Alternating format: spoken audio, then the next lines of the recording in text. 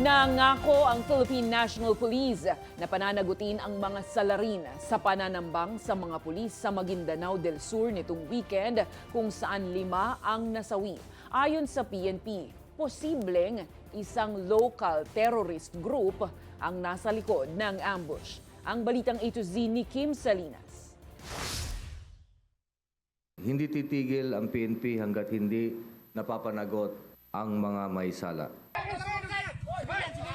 Kinundi na ng Philippine National Police ang pananambang sa mga miyembro ng kapulisan sa Sharif Aguac, Maguindanao del Sur noong Sabado ng gabi, March 28. 5 ang nasawi na kinilalang sina Police Staff Sergeant Ahmad Amil Bangsa, Police Corporal Redwan Sahid, Patrolman Kenneth Darrell Perocho, Patrolman Alfata Marohom at Patrolman Alresnal CB. Sa flag raising ceremony ng PNP ngayong Lunes, pinangunahan ni PNP Chief Police General Jose Melencio Nartates Jr. ang 1 minutong katahimikan. It's not just an attack on our people, but an attack on peace and order, and a direct affront to the rule of law.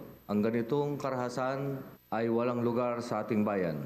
We will not retreat. We will not intimidated. 3 naman ang sugatan na kinilalang sina Police Captain Alfred Gregory, ang team leader ng grupo, at sina Police Senior Master Sergeant Abubakar Lauban at Police Staff Sergeant Kamarudin Adam. Galing sa checkpoint duty ang mga polis bago tambangan.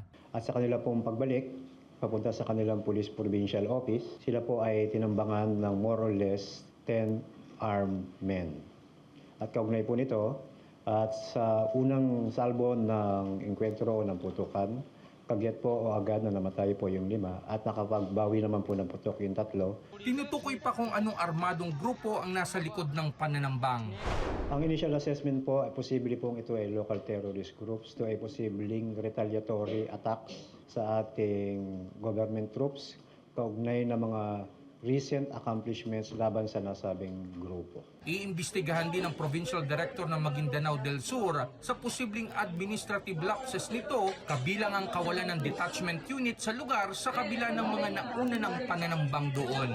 I have directed the Police Regional Office Bangsamoro Autonomous Region to ensure immediate and sustained support for the families of our fallen and wounded personnel. Nailibing na ang 5 pulis na nasawi habang wala na sa kritikal na kondisyon ang 3 pulis na sugatan.